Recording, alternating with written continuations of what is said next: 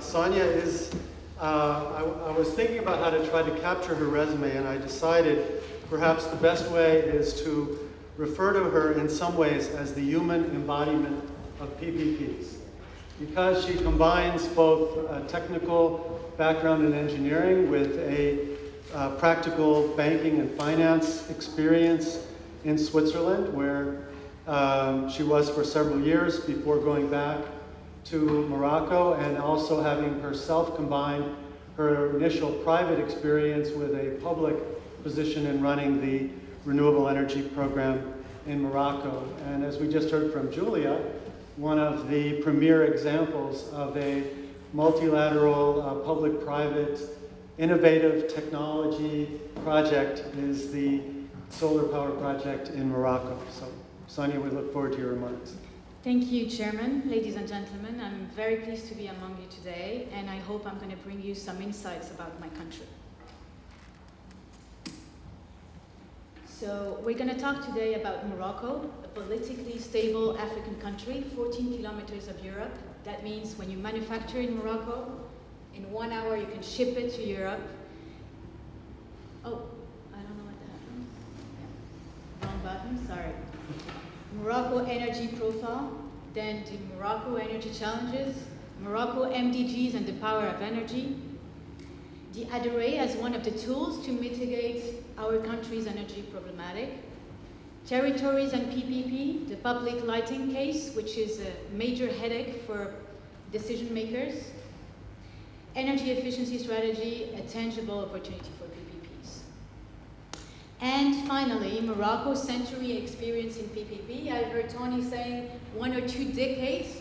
In an African country, we've been using this for little projects, even in 1914. So what is Morocco? Morocco is in the center of the world, as you can see in the map. 750,000 square kilometers, 32 million inhabitants. Constitutional monarchy that has been done in 2011, and that is very important because it saved us from the Arab Spring. And some key figures. So our GDP is 115 billion of US dollars, with an annual growth of 4%, which makes a lot of European countries very jealous.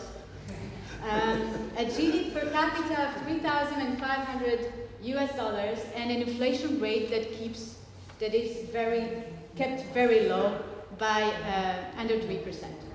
So how is our value added distributed? We have an industry service-based economy, so by 55%. Industry represents less than 30%, and agriculture 16%. But if you see by the employment, agriculture sector employs 40% of the employed Moroccans. So the primary energy consumption is as follows: 72% based on crude oil and petroleum, with a raise of 6.6% per annum. Coal by 16%, although we go for clean coal now. Natural gas increasing at a pace of 45%, because we've seen that the flexibility of using gas is very important. You can have a huge megawatts working in a short period of time. Imported electricity that is by 2%, but with an increased pace of 17%. We are interconnected with both Algeria and Spain. Hydro less than 1%, and wind going at a pace of 19%, and we have several programs running that I'm going to talk about it earlier. So we are by 18 million ton oils equivalent in 2011 in primary energy. Our dependency rate is by 95%. What does it mean? That means we import 95% of our energy. And this is the most important thing in our country, is to secure our procurement of energy. So this is the final energy. Why do I explain final energy? Because this is the driver that you can really act on if you want to talk about energy efficiency. So it rose by 4.3% per annum since 2004. And here you can see that crude oil represents, and oil products represent 60%, LPG 18%. So if you consider the most consuming sector in Morocco, it's going to be transport. And transport as in all internationally, all international countries. The final consumption per capita is growing, but remains moderate in comparison with developed or emerging countries. So if you see on the left-hand side, we consume around 0.4 tons oil equivalent per capita in 2011, which is very, very low in comparison to the world average, which is 1.2 TEPs per habitant. If you compare it to Senegal, which is 0.2, I had a delegation of Senegal that wanted to put in place some renewable energy in their country. And their huge problematic was how to build plants of 600 megawatt. We are by 6,000 in Morocco. So this is how important Morocco's leadership is in the region and in South-South cooperation. And you can see down is Canada with 5.4 ton oil equivalent per habitant. So in Morocco, the final energy consumption is in line with its level of development. As you can see, you have the GDP per habitant on the y-axis and the ton equivalent, oil ton equivalent per habitant, and you can see Morocco is in line with its value-added creation, as you can see in Algeria or Hungary and some of European countries. What you can see, for example, in Canada is they consume a lot to produce their value added. So that's for this slide. Now the 8 MDGs and their positive correlation to energy access. You know the 8 MDGs to be reached by 2015 to eradicate extreme poverty and hunger, reduce child mortality rate, promote gender, to develop global partnership for development, ensure environmental sustainability, and so on. And what can we do when we change, when we give access to energy? And this is what we'll check with energy access. You can eradicate extreme poverty. Same thing with mortality. Same thing with gender equality and empowering women. And I'm happy we're not just promoting gender equality on the panel, but even in the audience. So develop a global partnership, same thing. Environmental sustainability, same thing. Achieve universe, and that's it. Okay. Well, that is, giving energy access gives more than 75% of reaching managing Millennium Development Goals. Now, how is Morocco addressing MDGs? You can see a nice village. So I love my country, and you can appreciate a little bit of beauty when you have a beautiful country. And since I'm here, I've never seen Venice, and I'm very happy to have been invited here. It's like breathtaking. Every time I watch something, it's like a beautiful card. So this is one of our villages. We have been electrifying more than 48,000 villages in 2005, and we are one of the countries that have done in energy access and water access. We have gone from less than 20% in 1995 to more than 99% today. So we can really show what can be done in other countries. So in April 2014, Morocco has been prized for achieving MDG, eradicate extreme poverty and hunger, 2 years before schedule, and we're very proud about it. Energy security and reducing energy dependency are major challenges for Morocco, as I said, and Morocco is facing a growing need for energy. Primary energy is expected to double by 2020 and triple by 2030. And electricity demand is growing by 7% per annum. The country, as I said, has a very high dependency from the outside, and considering, you know, the volatile oil prices, it's generated surge in energy costs. So if you want to reduce this energy dependency, there is only two ways. You develop alternative energy, and this is what we're doing with our 6 gigawatt plan for 2 gigawatt hydro, as Roberto had mentioned, 2 gigawatt wind and 2 gigawatt solar that are going very nicely, so at schedule by 2020, and the reduction of energy consumption through energy efficiency. Under the National Energy Efficiency Program, Morocco has set 2 targets, one by 2020, saying that we want to decrease our final energy consumption by 12%, and the other one by 2030 to decrease it by 15%. And Morocco has created an arsenal of regulatory, institutional and financial framework to achieve these targets, and one of them is ADERE. Who is ADERE? Well, ADERE covers 5 major roles. We are fourth proposal for legislative, regulatory and normative matters. As you know, you can achieve a lot just by playing with regulatory matters. Conceive and pilot structuring program of national scale, federate national and international actors and leverage funds. I'll be on time. Build up national expertise that enable creation of RE and EE market, and launch promotional campaigns and raise public awareness.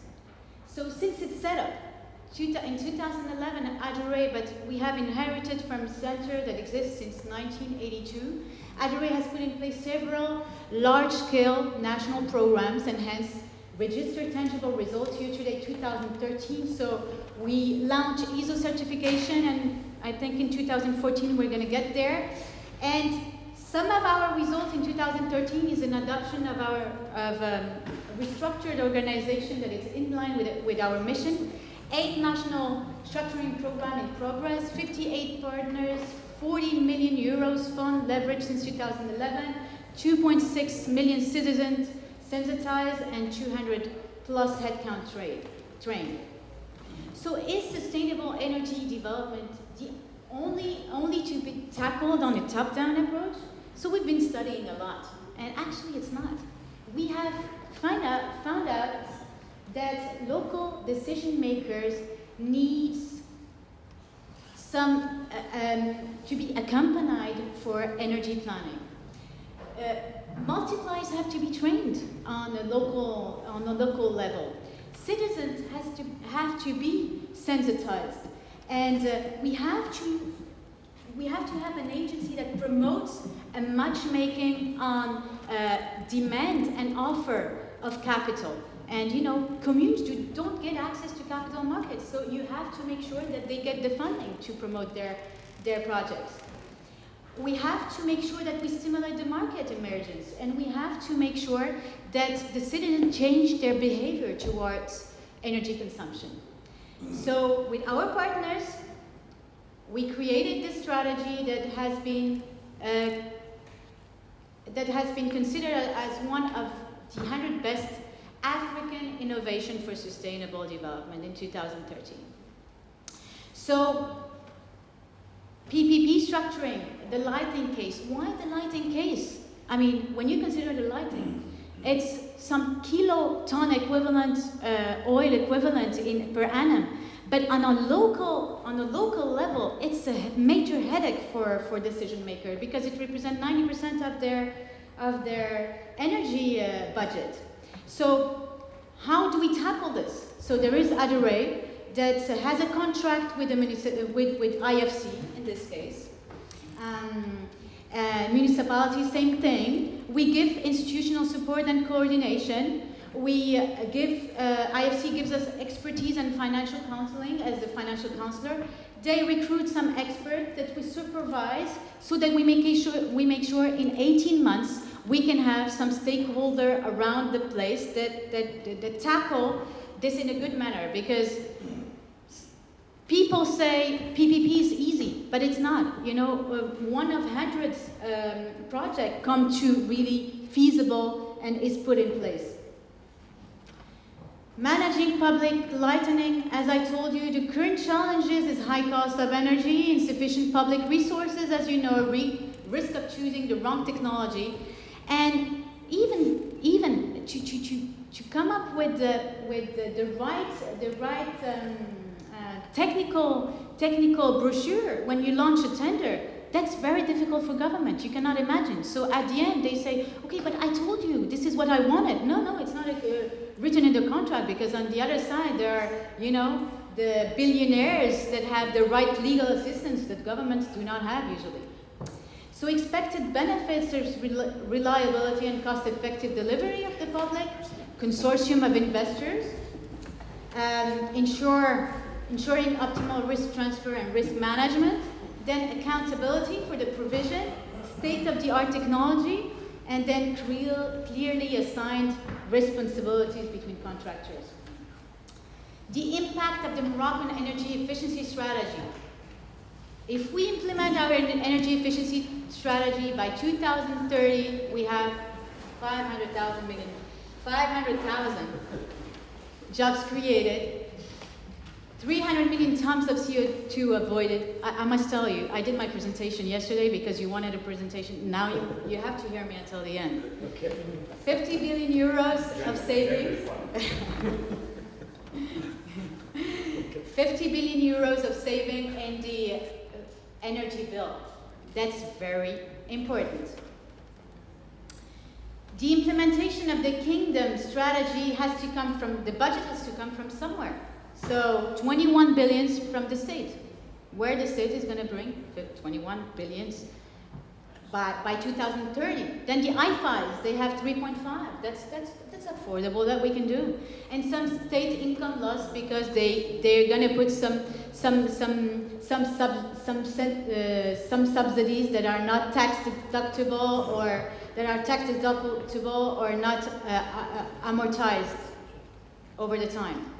So 73% of those 25 billions will be required for public transportation only. So all this gives a great opportunity for PPP financing. If you see that, and 87% should be financed by state budget. Now, PPP is a good instrument to mobilize additional private investment and expertise in infrastructure. What happens in MENA? We see in MENA, infrastructure needs investment funds of 100 billions per year.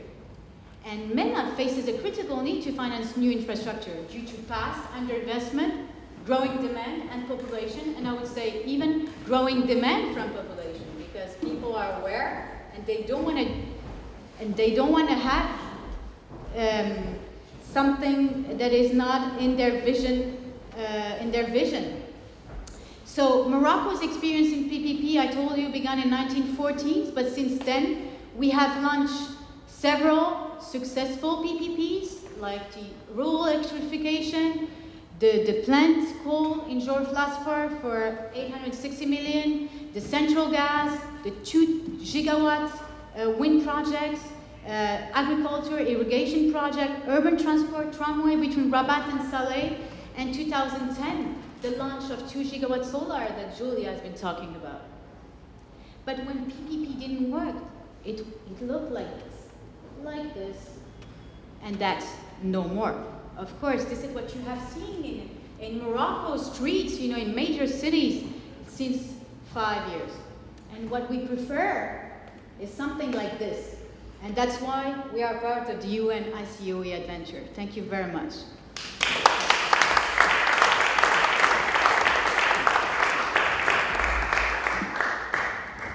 Thanks, Sonia. Even if you did your presentation yesterday, it was right on time and right on target. The last speaker for this session, and then we'll have an opportunity for some questions and discussion, is Michael Fox, who yet again is extraordinarily well qualified. I think